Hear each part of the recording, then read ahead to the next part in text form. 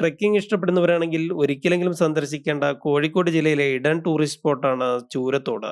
4x4 ജീപ്പിലോ trekking വാഹനങ്ങളിലോ ചൂരത്തോടിന്റെ മലമുകൾ വരെ യാത്ര ചെയ്യാം. മറ്റ് വാഹനങ്ങളിൽ വരുന്നവർ വാഹനം പാർക്ക് ചെയ്യുന്നിടത്ത് നിന്നും നടന്നും കാടിന്റെ ഭംഗി ആസ്വദിച്ച് ചൂരത്തോടിൽ എത്തിച്ചേരാം.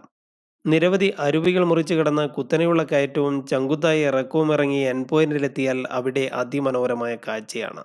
വാഹനം പാർക്ക് ചെയ്യുന്നിടത്തു നിന്നും 400 മീറ്റർ നടന്നാൽ ചൂരത്തോട്ടിൽ എത്തിച്ചേരാം. കൊച്ചു വെള്ളച്ചാട്ടം ഇവിടെയുണ്ട്. കാടിന് നടുവിൽ 2 വീടുകൾ മാത്രമാണ് ഇതിന് സമീപമായി ഉള്ളത്. ടൂറിസ്റ്റ് പ്ലേസ് അല്ലാത്തതിനാൽ മൃഗങ്ങൾ ഇറങ്ങിയാലും മലയിൽ മഴ പെയ്താലും മുന്നറിയിപ്പ് തരാൻ ആരും ഇല്ലാത്ത ഇടം കൂടിയാണ്.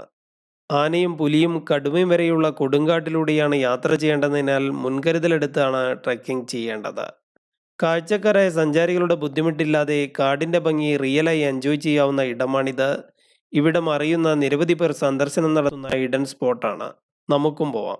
കോഴിക്കോട് നിന്ന് കക്കയം ഭാഗത്തേക്ക് യാത്ര ചെയ്യുമ്പോൾ 26 മൈലിൽ നിന്നും ഇടത് തിരിഞ്ഞ് ഇവിടെ എത്തിച്ചേരാം. കോഴിക്കോട് നിന്ന് 40 കിലോമീറ്ററാണ് ഇങ്ങോട്ട് ദൂരം. കക്കയം ഡാം, കരിയാത്തുംപാറ, വയലട, ഉരൽക്കുഴി വെള്ളച്ചാട്ടം തുടങ്ങി നിരവധി ടൂറിസ്റ്റ് കേന്ദ്രങ്ങൾ ഇതിന് സമീപമായി ഉണ്ട്. നിങ്ങളുടെ അടുത്ത യാത്ര ചൂരത്തോടിലേക്കാവട്ടെ.